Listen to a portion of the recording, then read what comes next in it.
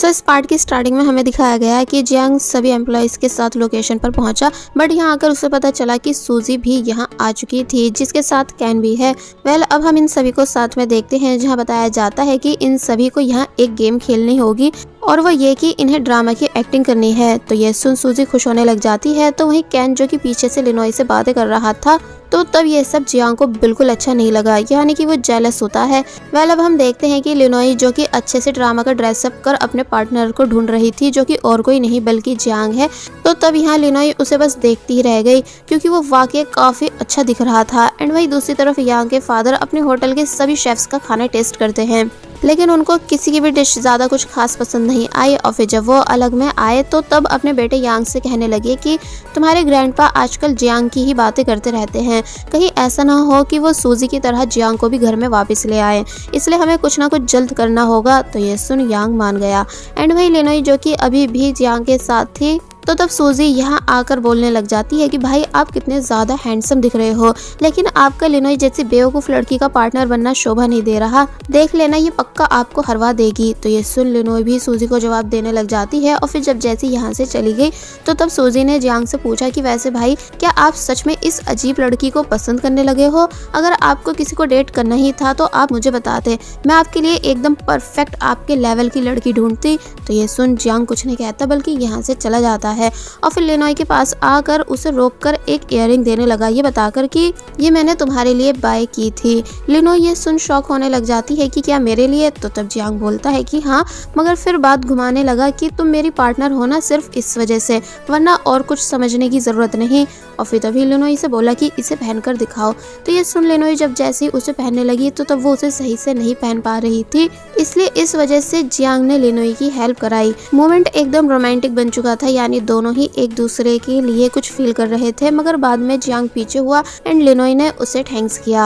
अब next day हम देखते हैं कि ये सब लोग एक्ट के लिए रेडी हैं कि तभी एक आदमी भागता हुआ आया एंड बताने लगा कि किसी का मर्डर हो चुका है। तो ये सुन ये सभी लोग उस फेक बॉडी को देखने आए। एक्चुअली इन सभी का टास्क ये है कि इनको पता लगाना है कि आखिर मर्डर किसने किया है, इसलिए ये सब जंगल की तरफ जाने लग जाते हैं क्लू ढूंढने के लिए, जहाँ रास्ते में हमको दिखाया जाता है कि जियांग डायरेक्शंस भूल रहा था, बिकॉज उसको बचपन से एक प्रॉब्लम है कि उसे लेफ्ट एंड राइट याद नहीं रहते। तो तब लिनोई हंसी एंड बोली कि तुम बचपन में भी ठीक ऐसे ही करते थे, यानी भूल जाते थे कि लेफ्ट क्या होता है एंड राइट क्या होता है, तो तब मैं तुम्हारा हाथ पकड़कर तुम्हारी हेल्प कराती थी। तो ये सुन जियांग कहने लगा कि लेकिन अब तो मैं बड़ा हो चुका हूँ ना, साथ ही काफी ज्यादा हैंडसम एंड फेमस शेफ भी हूँ, इसलिए अगर मुझ में एक कमी है तो वो मायने नहीं रखती। तो तब लिनोई कहने लगी कि लेकिन गेम तो हमें अभी जीतना है ना। और फिर ठीक बचपन की तरह जियांग का हाथ पकड़ उसे अपने साथ सही लोकेशन पर ले जाने लगी।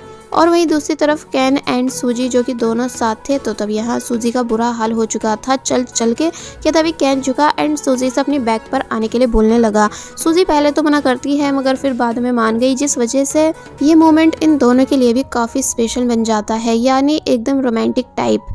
अब हमको दिखाया जाता है कि जियांग ने कोई सीक्रेट रूम ढूंढ लिया था, जिसके अंदर जब जैसे ये दोनों आए तो तब यहाँ काफी ज्यादा अंधेरा होता है, इसलिए जियांग को अपने मोबाइल की टॉर्च ओपन करनी पड़ी। पर अब क्योंकि उसने एज ए वॉलपेपर अपने मोबाइल पर खुद की और लिनोई के साथ की फोटो को लगा रखा था, इसलिए वो जल्दी से अपना मोबाइल हाइड करने लगा ताकि लिनोई ये देख नहीं ले। लेकिन तब भी लिनोई 50% देख चुकी थी, बट कंफर्म नहीं थी कि क्या सच में ये मेरी ही फोटो थी। बाय द वे इन दोनों को यहाँ काफी सारे क्लू मिले जिन्हें ये देख ही रहे थे कि तभी अचानक कोई पर्सन इन दोनों को अंदर ही लॉक कर देता है, जो कि और कोई नहीं बल्कि यांग के फादर है, यानी कि जियांग के चाचा। लिनोई एंड जियांग दोनों बहुत ही ज्यादा परेशान हुए कि आखिर ऐसा कौन कर सकता है। ऊपर से जियांग का मोबाइल भी स्विच ऑफ हो गया क्योंकि बैटरी खत्म हो चुकी थी। तो तब लिनोई और ज्यादा परेशान होने लगी क्योंकि वो अपने साथ अपना मोबाइल नहीं लेकर आई थी। एंड वही यांग के फादर जो कि भाग रहे होते हैं ये सब करने के बाद, तो तब उनको भागते हुए सूजी ने देख लिया एंड समझ गई कि कुछ तो गड़बड़ है, इसलिए वो कैन से बोलकर इनको पकड़वा लेती है। और वही लिनोई जिसको अब ऑक्सीजन की कमी की वजह से सांस आनी बंद होने लगी थी, तो तब जियांग और भी ज्यादा परेशान हुआ एंड लिनोई से हिम्मत रखने का बोलने लगा, पर वो तब भी बेहोश हो जाती है, जिसे उठाने की जियांग ने पूरी कोशिश की। और फिर तभी एक फ्लैशबैक याद करने लगा कि कैसे उसके फादर उसे कबर्ड में छुपा रहे थे। और फिर तभी कुछ लोग आए जिन्होंने जियांग के फादर को बहुत ही ज्यादा मारा, जिस वजह से उनकी डेथ हो गई थी। इसलिए उस टाइम जियांग बहुत ही ज्यादा रोया था अपने डैड के लिए। एंड प्रेजेंट में उसको ऐसा ही सीन लिनोई के साथ लगने लगा कि जैसे वो भी उसे छोड़कर जाने वाली हो। और वहीं सूजी जिसने यांग के फादर यानी मिस्टर शान को पकड़ लिया था, वो उन्हें टॉर्चर करने लग जाती है कि बताओ आप यहाँ क्यों आए हो एंड मेरा भाई कहाँ है, कहीं आपने उसके साथ हमेशा की तरह फिर कुछ तो नहीं कर दिया। लेकिन वो कुछ भी नहीं बता रहे होते हैं, इसलिए सूजी एक डंडा उठा लेती है जिससे वो मिस्टर शान को मारने ही वाली थी, लेकिन तभी मिस्टर शान ने सब बता दिया कि मैंने बैम्बू प्लेस पर जियांग को लॉक किया है।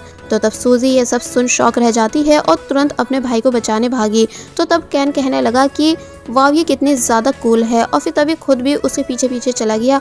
और वहीं दूसरी तरफ हम देखते हैं कि लिनोई जो कि अभी तक बेहोश थी एंड अब जियांग की भी तबीयत बिगड़ने लगी थी, लेकिन तब भी उसने लिनोई को बचाने के खातिर उसे ऑक्सीजन देने का डिसाइड किया, जिस वजह से यहाँ वो लिनोई को किस कर लेता है। साथ ही उसकी ये सब करने की वजह से हार्ट बीट्स भी फास्ट हो चुकी थी। और बस फिर ये सीन यहीं पर कट हो जाता है। वेल अब हमें हॉस्पिटल सीन दिखाया गया जहाँ लिनोई एंड जियांग दोनों एडमिट हैं।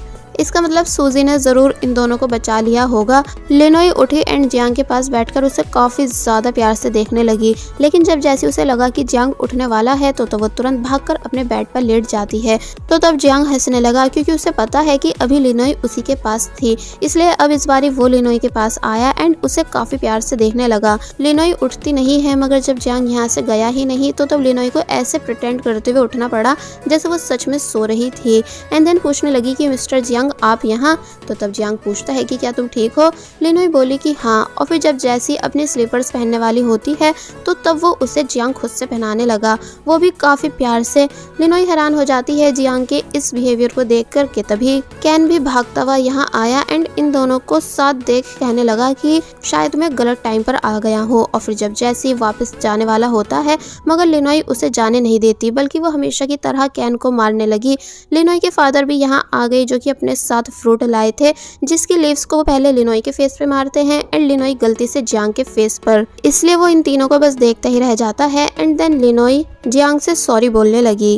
वेल ये सीन यही कट हुआ और अब हमें दिखाया गया कि लिनोई जब हॉस्पिटल से डिस्चार्ज हुई तो वो कैन से बातें करते हुए जा रही थी, जहाँ जब जैसी कैन बोला कि वैसे क्या जियांग को पता है कि हम न्यू रेस्टोरेंट ओपन करने वाले हैं। तो ये सुन लिनोई ने कैन को जल्दी से चुप करा दिया ताकि जियांग उनकी बातों को नहीं सुन ले। पर अब क्योंकि जियांग तो हमेशा जेलस होता ही है इन दोनों को साथ में देखकर, इसलिए वो इन दोनों को टक्कर मार के आगे निकल गया। वेल अब दिखाया गया कि लिनोई के फादर जब जैसी टैक्सी में बैठने वाले थे तो तब वो जियांग को आवाज देते हैं कि जियांग बेटा तुम भी हमारे साथ चलो। तो ये सुन जियांग इनके पास आने लगा, लेकिन अब क्योंकि लिनोई नहीं चाहती थी कि जियांग उनके साथ जाए, इसलिए जल्दी से कार में बैठ जाती है। मगर तभी जियांग ने कार के डोर को पकड़ा एंड लिनोई से पूछने लगा कि क्या तुम्हें वो फिश याद है जो मैंने 1-2 दिन पहले तुम्हारे घर भिजवाई थी। तो ये सुन लिनोई बोली कि हाँ याद है, वो है अभी भी मेरे पास। तो ये सुन जियांग कहता है कि ओके, तो फिर मैं अब तुम्हारे घर उसे देखने आऊंगा। लिनोई इस बात को सुन जब जैसे उठकर अपने सर पर चोट मारने ही वाली थी, लेकिन तभी जियांग ने अपना हाथ लगाकर उसे बचा लिया एंड काफी प्यार से लिनोई को बाय करने के बाद यहाँ से चला गया।